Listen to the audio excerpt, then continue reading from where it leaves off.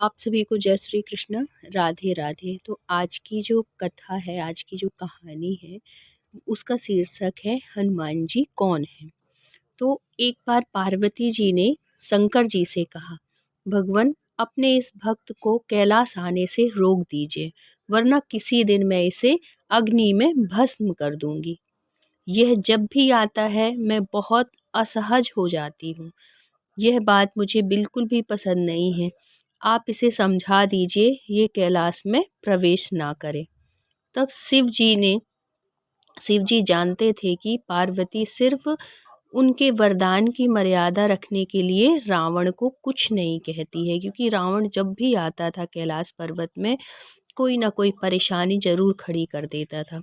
वह चुपचाप उठकर बाहर आकर देखते हैं रावण नंदी को परेशान कर रहा था, जो कि पार्वती जी को बिल्कुल भी अच्छा नहीं लगा। हर बार आता रावण और किसी न किसी को परेशान करता था।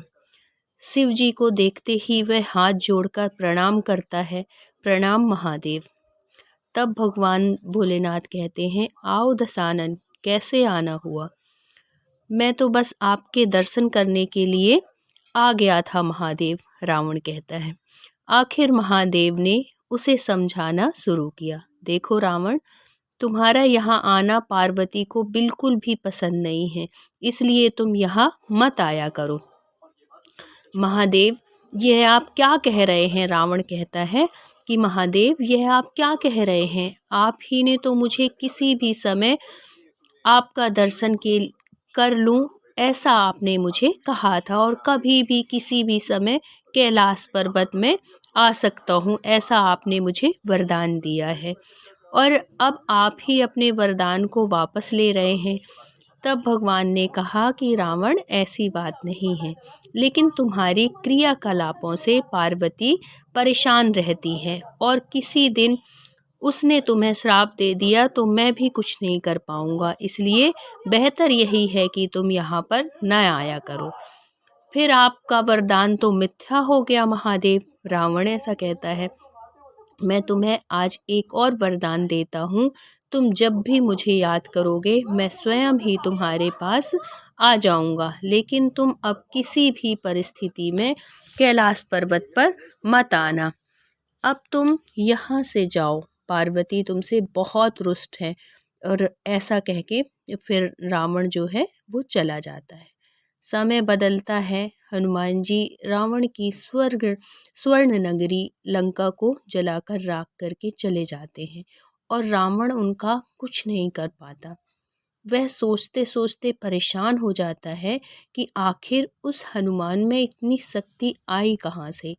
परेशान होकर वह महल में ही स्थित शिव मंदिर में जाकर शिव जी की प्रार्थना आरंभ करता है, जिसमें कि उसने ये वाला स्तोत्र बोला था, जटाट वीगलज्ज्वल प्रवाह पावत स्थले गले अवलंब लंबितम भुजंग तुंग मालिकाम। ये तभी उसने रावण ने अपने खुद की रचना से रचा था। इसकी प्रार्थना से शिव प्रसन्न होकर प्रकट होते हैं। रावण अभिभूत होकर उनके चरणों में गिर पड़ता है। कहो दशानन, कैसे हो, शिव जी पूछते हैं रावण से। तब रावण कहता है कि आप अंतर्यामी हैं महादेव, सब कुछ जानते हैं प्रभु।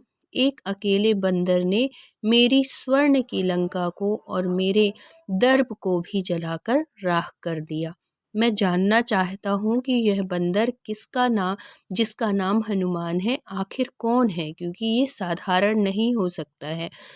और प्रभु, इसकी पूंछ तो और भी ज़्यादा शक्तिशाली है। किस तरह असहजता से मेरी लंका को जला दिया। मुझे बताइए कि यह हनुमान आखिर है कौन।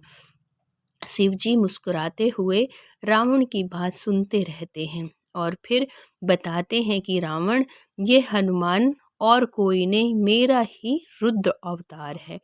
विष्णु ने जब यह निश्चय किया कि पृथ्वी पर अवतार लेंगे और माता लक्ष्मी भी साथ ही अवतरित होंगी, तो मेरी इच्छा हुई कि मैं भी इनकी लीलाओं का साक्षी बनूं। और जब मैंने अपना यह निश्चय पार्वती को बताया तो वह हट कर बैठी कि मैं भी साथ ही रहूंगी, लेकिन यह समझ नहीं आया कि उसे इस लीला में किस तरह भागीदार बनाया जाए। तब सभी देवताओं ने मिलकर मुझे यह मार्ग बताया। आप तो बंदर बन जाइए और शक्ति स्वरूपा पार्वती देवी आपकी पूंछ के रूप में आपके साथ रहें, तभी आप दोनों साथ रह सकते हैं। और उसी अनुरूप मैंने हनुमान के रूप में जन्म लेकर राम जी की सेवा का व्रत रख लिया और शक्ति रूपा पार्वती ने पूंछ के रूप में और उसी सेवा के फल स्वरूप तुम्हारी लंका का दहन किया। अब सुनो रावण, तुम्हारे उद्धार का समय आ गया है, अतः श्री राम के हाथों तुम्हारा उद्धार होगा।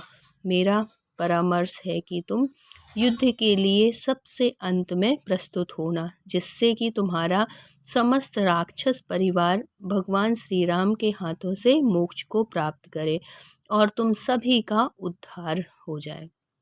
रावण को सारी परिस्थिति का ज्ञान होता है और उस अनुरूप वह युद्ध की तैयारी करता है और अपने पूरे परिवार को राम जी के समक्ष युद्ध के लिए पहले भेजता है और सबसे अंत में स्वयं मोक्ष को प्राप्त होता है। कहानी अच्छी लगी हो तो please like share and subscribe करिएगा। मिलते हैं फिर किसी ज्ञानवर्धक कहानियों के साथ। जब तक अपना ख्याल रखिए, अपनों का ख्याल रखिए। राधे राधे।